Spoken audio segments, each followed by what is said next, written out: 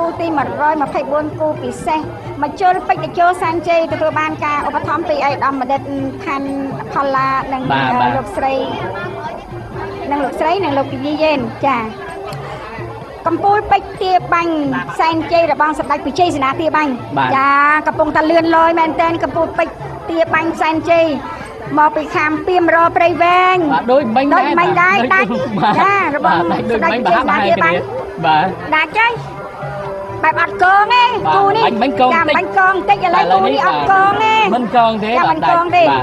បាទចឹងគឺខ្សែទឹកខាងក្រៅបាទកំពូលពេជ្រទាបាញ់សែនជ័យរបស់អ្នកទទួលបានជ័យជំនះចារបស់សម្ដេចវិជ័យសេនាទាបាញ់ឈ្នះជើងទី1បាទឥឡូវនេះគូបន្តទៀតនេះទូកជាទាសជ័យបារមីភ្នំបាណន់ចាសូមតាមដានជាបន្តកំពុងតែមានភាពស្រួលឆ្លើយក្នុងការចាក់យោងទូកហើយទូកគូទី124ចាបើតាមលេខរៀងធម្មតាបាទ270បាទទូកលេខ270ខ្សែទឹកខាងក្នុង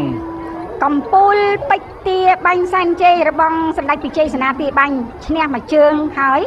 ឥឡូវនេះមកជលពេជ្រតេជោសែនជ័យរបស់ឯកឧត្តមបណ្ឌិតចាផាន់ផល្លានិងលោកស្រីយីយ៉េនកំពុងតាមអត់ទាន់ទេកំពូលពេជ្រទាបាញ់សែនជ័យលឿនណាចាឈ្នះចង់ដាច់បាទមកគាត់ទំពួកបាននេះតែក្បាលនឹងខ្សែកងគ្នាបាទឥឡូវនេះគឺ124គូបានកន្លងផុតហើយបន្តិចទៀតនេះដែរបាទពេលនេះកំពុង